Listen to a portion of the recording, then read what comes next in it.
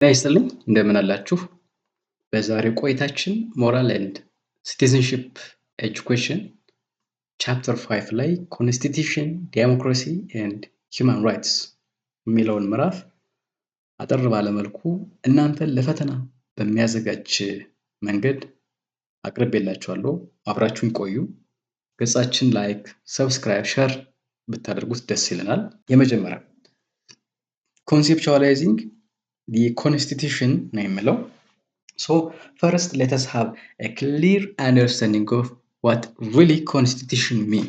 ህገ መንግስት ምንድን ነው የሚለውን ዲፋይን እናደርጋለን። So constitution is the fundamental law or the basic law of a state that sets out the structure of government, lists citizens' rights, and defines the limit of state power. It is the mother of all laws ይላል። a very good definition. So ህገ መንግስት አንደኛ it sets out the structure of the government ይላል። የመንግስትን አጠቃላይ መዋቅር የሚያሳይ ይህ ዶክመንት ነው። ሁለተኛ define the limit of state power ይላል። የስቴት ፓወር የገቨርንመንትን ፓወር ሊሚት ገደብ የሚያስቀምጥ ዶክመንት ነው።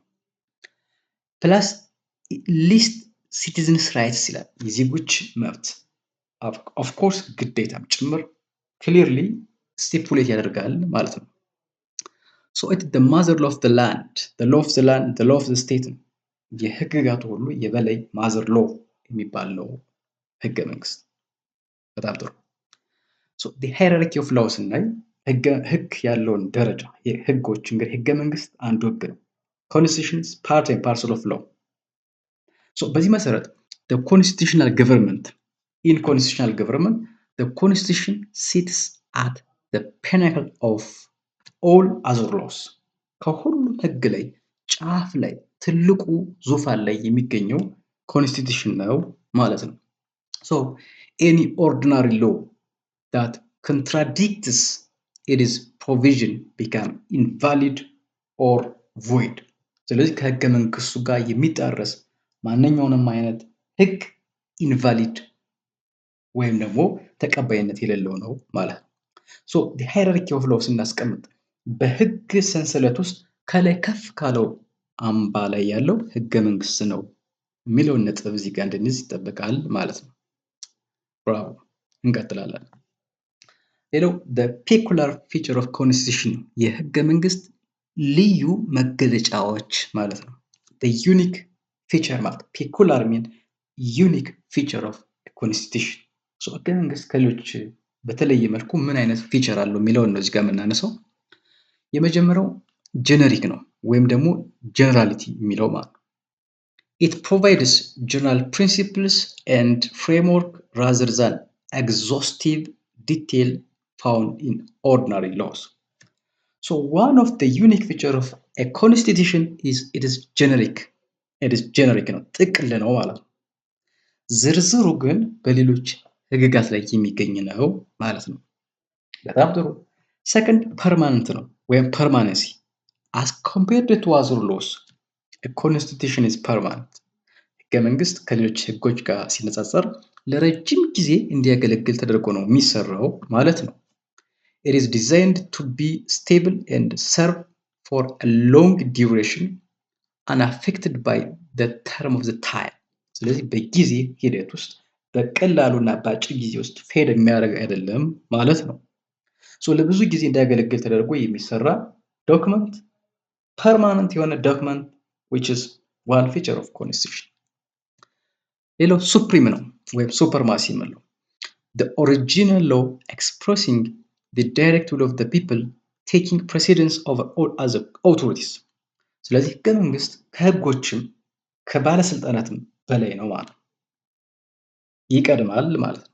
so it is a guiding principle, the supreme document that guide all other laws and authorities. so እነዚህ የህገ መንግስት መሰረታዊ የሚባሉ ልዩ መገለጫ ናቸው ማለት ነው። በጣም ጥሩ። ሌላው major purpose and function of constitution ነው። ህገ መንግስት ምንድነው መሰረታዊ ፋንክሽን? 1 governance framework የመጀመሪያው የአስተዳደር ማዕቀፍ እንዲቀመጥበት ነው ማለት ነው።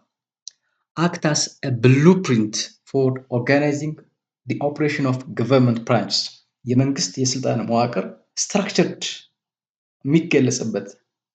የሚገኝበት በዚህ ዶክመንት ብሉፕሪንት ንድፍ ነው ማለት ነው።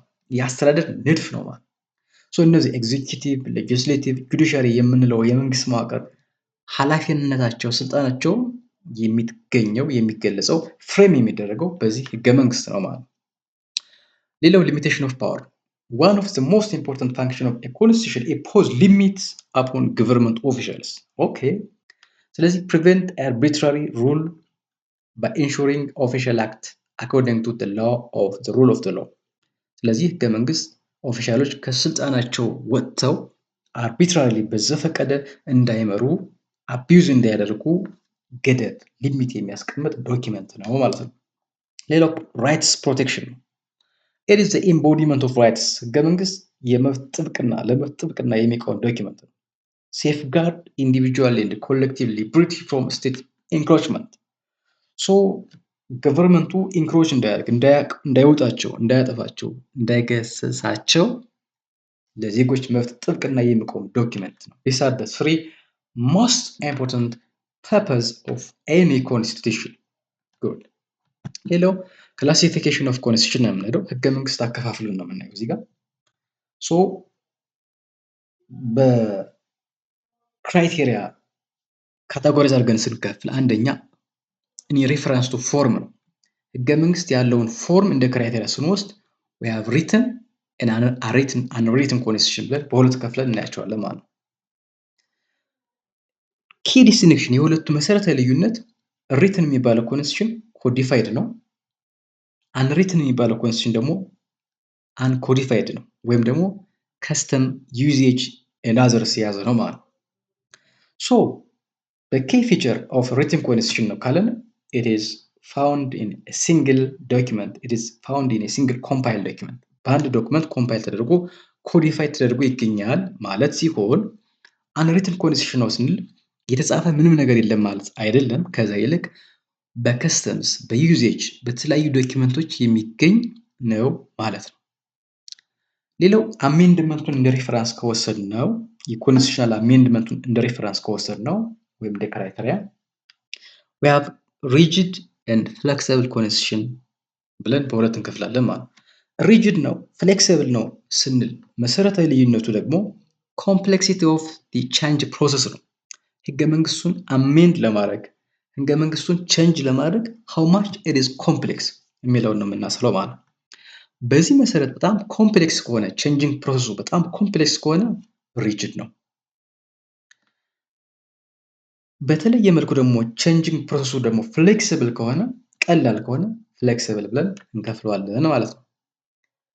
ሌላው ከአተገባበሩ ከፕራክቲሱ ተነስተን ኢፌክቲቭ ኮንስቲቱሽን እና ኖሚናል ኮንስቲቱሽን ብለን እንከፍላለን። እዚህ ጋር ኢፌክቲቭ ነው ኖሚናል ነው ብለን ስንከፍል ሬፈረንሳችን ወይም ልዩነቱ ሪል ኢምፕሊሜንቴሽን ቨርሰስ ፔፐር ቫልዩ ነው። if the constitution is practically implemented which is effective constitution ነው ማለት በተግባር የሚከውን ሪል ኢምፕሊሜንቴሽን ካለ ያ ህገ መንግስቱ ኢፌክቲቭ ነው እንላለን ማለት ነው። ኖሚናል የምንለው ግን በወረቀት ያለ ከወረቀት ያልዘለለ የማይተገበር ለይስሙላ ከሆነ we call it nominal constitution which lack practical implementation ማለት ነው። በግብር ተግባር ላይ የማይውል ከሆነ ማለት ነው። ሌላው ስትራክቸሩን በማየት ስቴት ስትራክቸር በማየት ደግሞ የፌደራል እና ዩኒታሪ ብለን እንከፍላለን። ይሄኛው ዲስቲንክሽን ደግሞ ዲስትሪቢዩሽን ቨርሰስ ኮንሰንትሬሽን ኦፍ ፓወር ነው ዋና ልዩነቱ። ፌደራል ኮንስቲቱሽን የምንለው if there is vertical power distribution ካለ ነው። የፌደራል እና የክልል መንግስት በሚል ፓወር ዲስትሪቢዩሽን ካለ ይሄኛው ሀገር በፌደራል ኮንስቲቱሽን ካራክተር አለው ማለት ነው።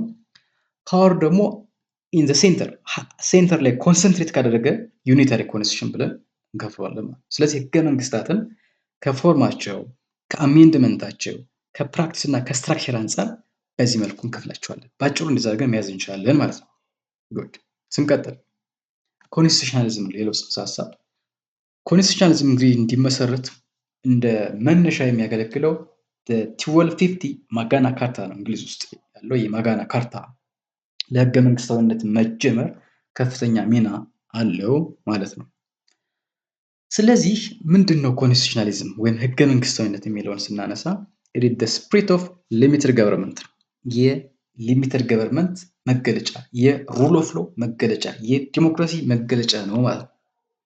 ህገ መንግስታዊነት አለ ካልን we are talking about rule of law, we are talking about democracy, justice, limited government, etc. So constitutionalism is the doctrine that government must be faithful to the constitution. It is a political order where people is limited to protect citizens from arbitrary action. ህገ መንግስታዊነት ለማለት we do have two important criteria. One, democratic constitution. ህገ መንግስታዊነት አለ ለማለት የመጀመሪያው ሬፈረንሳችን ወይም ደግሞ ክራይቴሪያችን ዲሞክራሲያዊ የሆነ ህገ መንግስት ያስፈልጋል ማለት ነው። we shall have a democratic constitution. Second, ኢምፕሊመንቴሽን ያስፈልጋል። ኢምፕሊመንቴሽን ወይም ደግሞ በተግባር ከዋለ ሁለቱ ዲሞክራቲክ ኮንስቲቱሽን ፕላስ ኢምፕሊመንቴሽን ኢኳልስ ቱ ኮንስቲቱሽናሊዝም ብለን ልናስቀምጠው እንችላለን ማለት ነው። that's why there is no constitutionalism without effective implementation. ስለዚህ ኢፌክቲቭሊ ኢምፕሊመንት የማይደረግ የማይተገበር ከሆነ we are not talking about constitutionalism ማለት ነው። በጣም ጥሩ። ወደ ኢትዮጵያ ስንመጣ ትራዲሽናል ኢትዮጵያን የኮንስቲቱሽን ኤክስፒሪየንስ ስናይ ኢራ ኦፍ አንሪትን ሩል የምንለው ወይም አንሪትን ኮንስቲቱሽን የነበረበትን ኢራ ነው የምናየው።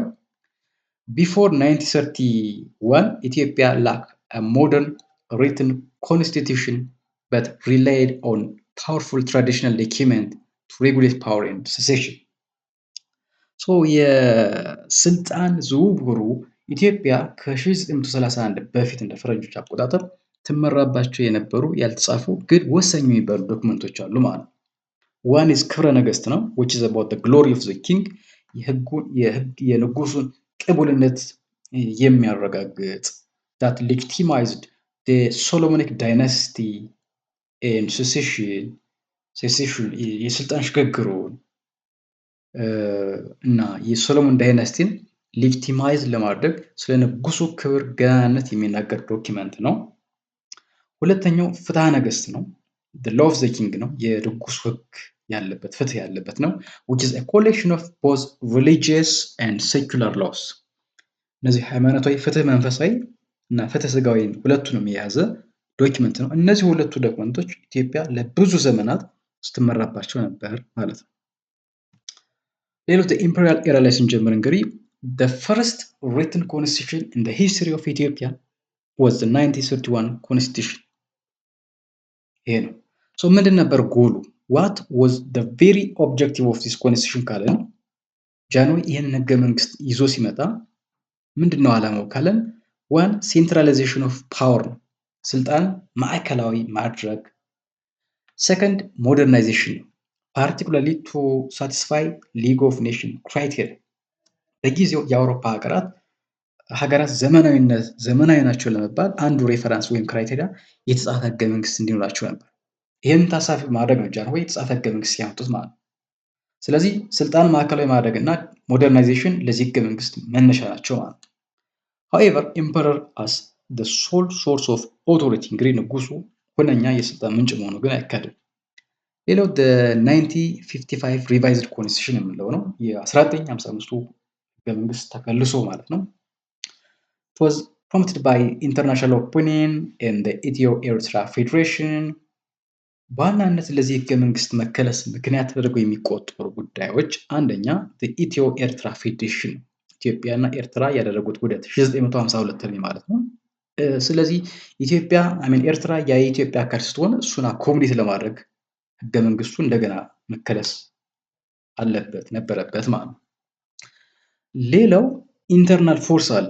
የፕሬስ ፍሪደም ጥያቄ፣ የነፃነት፣ የሙቭመንት ጥያቄዎች ስለነበሩ የተወሰነም ቢሆን ሊበራላይዝ ለማድረግ እና ኢንተርናል የነበረውን ኩዌሽን አኮሞዴት ለማድረግ ተከልሷል ማለት ነው። ሶስተኛ ኢትዮጵያ የዩኒቨርሳል ዲክላሬሽን ኦፍ ሂውማን ራይትስ ዩዲኤችአር አባል ሀገር ስትሆን በዚህ ዲክላሬሽን ውስጥ ያሉ ሰብአዊ መብት ድንጋጌዎችን ለማካተት እንዲከለስ ሆኗል። እነዚህ ከላይ የጠቀስናቸው ሶስቱ ምክንያቶች ለዚህ ህገ መንግስት መከለስ ምክንያት ናቸው ማለት ነው። ኢንትሮዲውስድ ሴፓሬሽን ኦፍ ፓወር ኤንድ ራይትስ ይሄ ነገር ቢያንስ እዚህ ጋር መጥቷል ማለት ነው። በት ሪሜን አን አብሶሉት ቻርተር ነው። አሁንም እንደዛ ነው፣ ግን የተወሰኑ በጽሁፍ ደረጃ ቢያንስ ሴፓሬሽን ኦፍ ፓወር፣ ስለ ራይትስ፣ ስለ ፍሪደም ወዘተረፈ የተካተተበት ህገ መንግስት ነበር ማለት ነው። the path to the 1995 ኤፍዲአር ኮንስቲቱሽን ስናይ አሁን ወደ መጡ የአሁኑ ህገ መንግስት ወይም እየተገዛን ያለበት ህገ መንግስት የመጣበትን መንገድ ስናይ back from 1974 up until 1987 ደርግ ሪጅም እንግዲህ የኮንስቲቱሽናል ቫኪዩም ተፈጥሯል ማለት ነው። ደርግ በዲክሪ በአዋጅ ብቻ ሀገር ሲመራ ቆይቷል ማለት ነው። ከዚያ በኋላ በ1987 ፒፕል ዲሞክራቲክ ሪፐብሊክ ኦፍ ኢትዮጵያ ኮንስቲቱሽን ኮምፓይል ተደርጓል፣ ኢስታብሊሽ ተደርጓል ማለት ነው። በማርክሲስት ሌኒኒስት አይዲዮሎጂ የተቃኘ ሲንግል ፓርቲን የሚያቀነቅን ሴኩላሪዝም የሚያቀነቅን ህገ መንግስት መጥቷል ማለት ነው። ይህ የደርግ ህገ መንግስት ነው። ዘን ፍሮም 1991 አፕ አንቲል 1994 ትራንዚሽናል ገቨርንመንት ኦፍ ኢትዮጵያ የነበረበት ጊዜ ነው። ሶ ኢት ዋዝ አ ትራንዚሽን ቻርተር ሊዲንግ ቱ ፌደራሊስት ዲያሎግ ነው። ወደ ፌዴራሊዝም ለመሄድ ትራንዚሽን የተደረገበት ነው። ለ5 ዓመት በቲጂኢ ወይም ትራንዚሽናል ገቨርንመንት ኦፍ ኢትዮጵያ ሊድ ተደርጓል። ይህ ደግሞ በቻርተሩ በትራንዚሽን ቻርተር ይመራ ነበር ማለት ነው። ከዚያ በኋላ ኢን 1995 ፌደራል ዲሞክራቲክ ሪፐብሊክ ኦፍ ኢትዮጵያ ኮንስቲቱሽን ካም ኢንቱ ኢፌክት የ1995 ህገ መንግስት ስራ ላይ ውሏል ማለት ነው። ይህ ህገ መንግስት እንግዲህ ኢትኒክ ፌዴራሊዝም ዋና መገለጫው ነው። ሶቨርኒቲ ቱ ዘ ኔሽንስ ፒፕልስ ኔሽን ናሽናሊቲ ፒፕል የሚለው ሴኩላሪዝም አለ፣ ሰልፍ ዲተርሚኔሽን አለ፣ ሰልፍ አድሚኒስትሬሽን አለ። እነዚህን ሁሉ ያካተተ ህገ መንግስት በ1995 ተዘጋጅተዋል ማለት ነው። ኦኬ፣ ሌላው አንደርስታንዲንግ ዲሞክራሲ ነው። ዲሞክራሲ ምንድን ነው የሚለውን አጠር አድርገን ለማየት እንሞክራለን።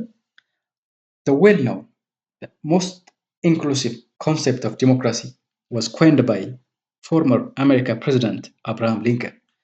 የቀድሞ የአሜሪካ ፕሬዚዳንት አብርሃም ሊንከን ያስቀመጠው ትርጉም በጣም ገዢ ነው። ዲሞክራሲ is the government of the people, by the people and for the people ይላል አብርሃም ሊንከን ዲሞክራሲን ሲያብራራ። ሶ ምንድን ነው ዲሞክራሲ ማለት? ገቨርንመንት ኦፍ ዘ ፒፕል ነው ይላል። የህዝብ እንደሆነ ይናገራል። በህዝብ እና ለህዝብ እንደሆነ ይናገራል ማለት ነው። ስለዚህ ገቨርንመንት ኦፍ ዘ ፒፕል ሲል የህዝብ መሆኑን ምንጩ ሶርስ ኦፍ ፓወሩ ህዝብ መሆኑን የሚያጠይቅ ነው። ባይ ዘ ፒፕል ሲል ደግሞ ኤክሰርሳይዝ የሚደረገው የሚተገበረው የሚከወነው በህዝብ እንደሆነ ያሳያል። ፎር ዘ ፒፕል ሲል ደግሞ ለህዝብ ዓላማ ፎር ዘ ሴክ ኦፍ ፎር ዘ ኢንተረስት ኦፍ ዘ ፒፕል እንደሆነ ያሳያል ማለት ነው። ከዚህ ባለፈ ኢቲሞሎጂካሊ ይሄ ስራው ቃላዊ ትርጉሙን ስናይ ዲሞክራሲ ማለት ዲሞስ ፕላስ ክራቶስ ሶ ሩል ኦፍ ዘ ማጆሪቲ ሩል ኦፍ ዘ ፒፕል ሩል ባይ ዘ ፒፕል የሚል ትርጉም አለው። ይሄ የኢቲሞሎጂካል ኮንሰፕሽን ነው ማለት ነው።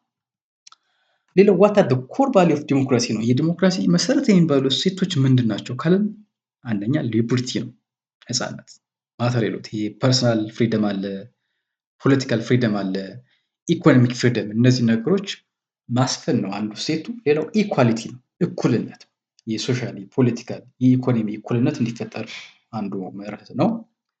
ሌላው ጀስቲስ ነው፣ ዲስትሪክቲቭ ኮሬክቲቭ ኤንድ ፕሮሲጀራል ፌርነስ እንዲኖር ይጠይቃል። በተለይ ዲስትሪክቲቭ ጀስቲስ ስንል we are talking about fair distribution of burden and benefit ነው። ኃላፊነትም ጥቅምም እኩል ዲስትሪቢዩት መደረግ አለበት የሚል ሀሳብ ያለው ነው። ኮሬክቲቭ እንግዲህ አንዳንዴ there may be wrong doings ስህተት ይፈጠራል፣ ስለዚህ ተገቢ የሆነ ማካካሻ ያስፈልጋል የሚል ሀሳብ ያለው ነው።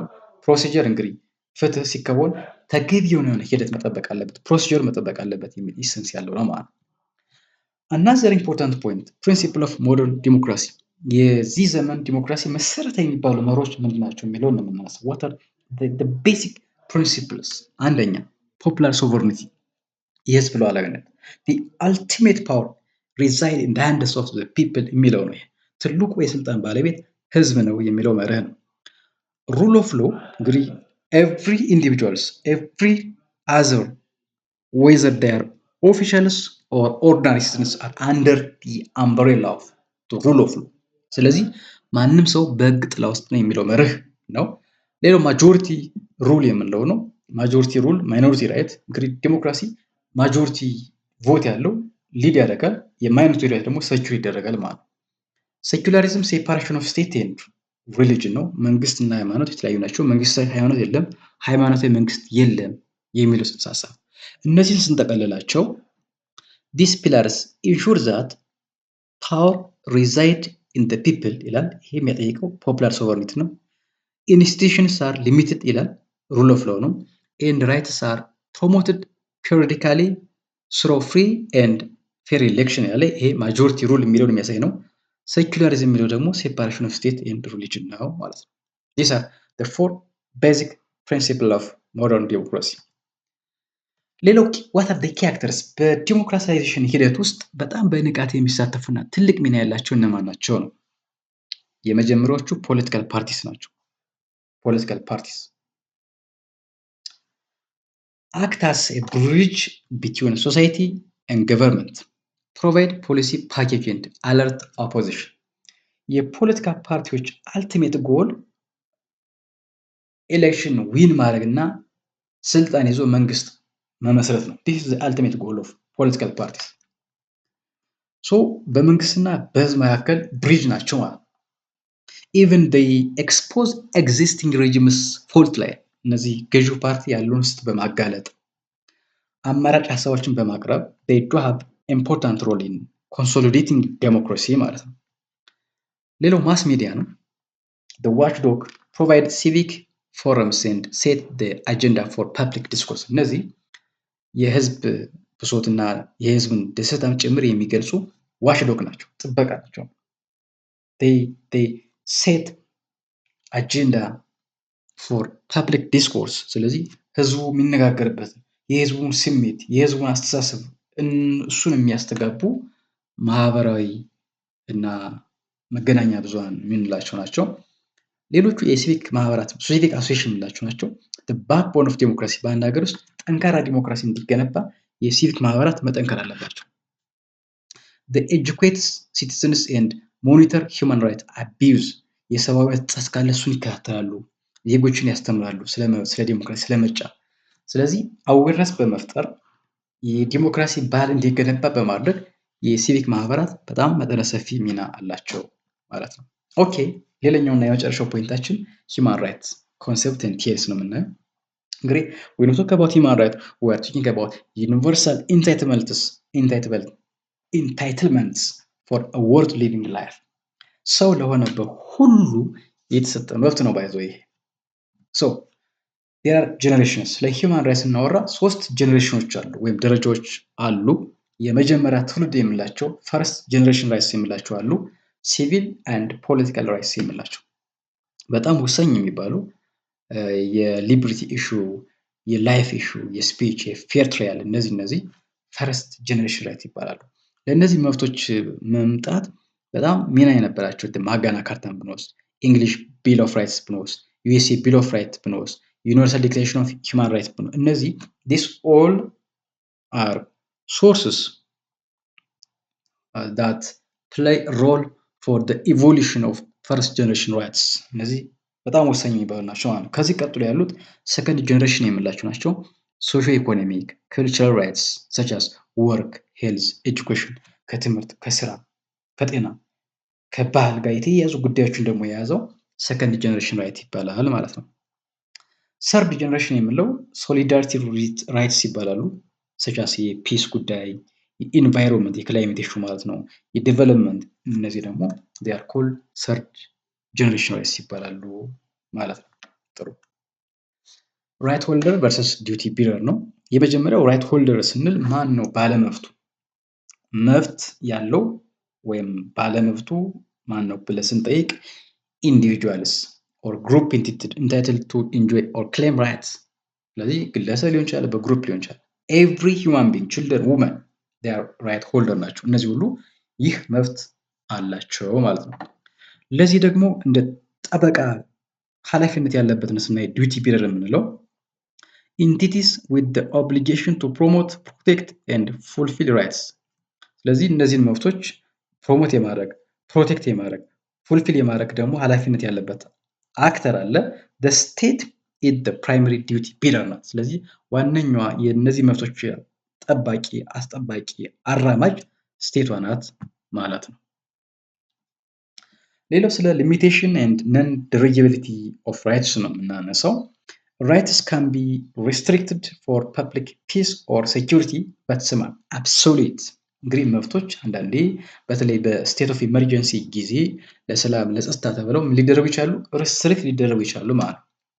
በት ዴር አር ሰም አብሶሉት ራይትስ የማይገደቡ መብቶች ነን ደሮጌብል የምንላቸው መብቶች አሉ ነው።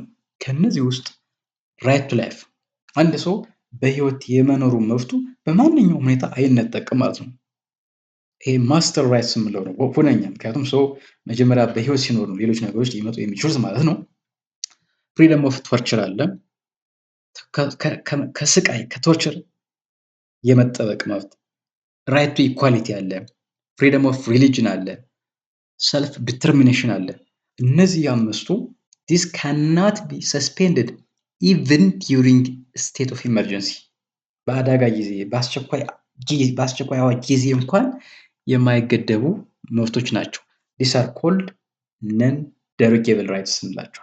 በማንኛውም ሁኔታ የማይጣሱ አብሶሉት የሆኑ መብቶች ናቸው ማለት ነው።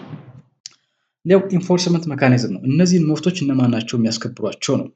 በማን ነው የሚከበሩት ብለን ስናይ ኢንተርናሽናል ቢል ኦፍ ራይትስ አሉ። እነዚህ ዓለም አቀፍ ቢሎች አሉ፣ ህግጋት አሉ። ፎር ኢንስታንስ ዩኒቨርሳል ዲክላሬሽን ኦፍ ሂውማን ራይትስ ብንወስድ 1948 ላይ አይሲሲፒአር አለ። ይሄ ከሲቪል እና ፖለቲካል ሲቪል ራይትስ ጋር የተያያዘው ማለት ነው። ሊብሪቲ ጋር የተያያዘው ሲቪል ፖለቲካል ራይትስ ጋር። አይሲኢኤስሲአር ደግሞ አለ፣ ሶሻል ኢኮኖሚክ ዳይሜንሽን ጋር የተያያዙት። እነዚህ ዓለም አቀፍ የመብት ማስጠበቂያ ተቋማት ናቸው ማለት ነው።